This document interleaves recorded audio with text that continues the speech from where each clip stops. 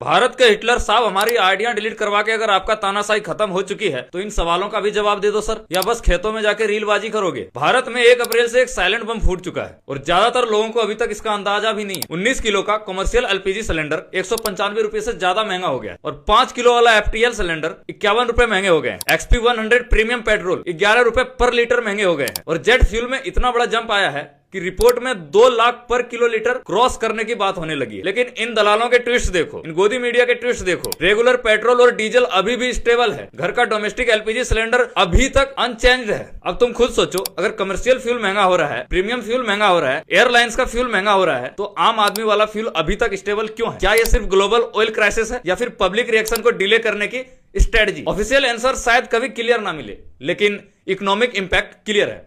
Hotel का खाना महंगा होगा, चाय नाश्ता महंगा होगा। आपने देखा होगा आपके गली मोहल्ले में 10 रुपए वाले समोसे 15 रुपए मिल रहा होगा। डिलीवरी महंगी होगी, ट्रेवल महंगा होगा, फ्लाइट्स महंगी होगी और धीरे धीरे हर चीज की कॉस्ट ऊपर जाएगी। और भारत में महंगाई इसी तरीके से बढ़ती जाएगी, लेकिन आपकी सैलरी नहीं बढ़ेगी, सैलरी उतनी ही रहेगी। इसलिए याद रखना, असली महंगाई पेट्रोल पंप पर नहीं दिखती, असली महंगाई बाद में रेस्टोरेंट बिल और ग्रोसरी ट्रांसपोर्ट, डिलीवरी चार्जेस और डेली एक्सपेंस में दिखती है। आज रेट बोर्ड स्टेबल दिखा रहे हैं, लेकिन कल का बिल स्टेबल रहेगा इसकी कोई गारंटी नहीं है। और ये तानाशाह सरकार क्या कर रहे हैं? हमारी आवाजों को दबा रहे हैं, हमारी आइडिया डिलीट करवा रहे हैं। क्यों? क्योंकि ये सारी चीजें हम नहीं बता पाए, क्योंकि गोदी मीडिया को तो इन्होंने खरीद रखा है ना। और गोदी मीडिया क्या कह रहे हैं? वो ऐसे दिखा रहे हैं सब कुछ स्टेबल है, और हमारे तानाशाह महामानव जी क्या कह रहे हैं? सब चंगासी रील बना रहे हैं खेतों में। और फिर जब हम सवाल करते हैं तो फिर ये क्या करते हैं? हमारी आइडिया सस्पेंड करवा देते हैं, हमारी मुंह बंद करवा देते हैं। अब नहीं करवा पाओगे भाई मुंह तुम हमारा बंद, इस बात को लिख के ले लो, क्योंकि भारत की जनता हमारे साथ खड़ी है और ऐसी खबरें मैं भारत की जनता तक पहुंचाता रहूंगा और उनको सच्चाई का एहसास करवाता रहूंगा। महंगाई की वजह से अभी दिल्ली में देखो, सारे लोग दिल्ली छोड़ के जा रहे हैं, पलायन कर रहे हैं, अपने घरों को छोड़ रहे हैं, क्योंकि उनके पास गैस भरने का पैसा नहीं है, सिलेंडर का पैसा नहीं है। इसके लिए कौन आवाज उठाएगा?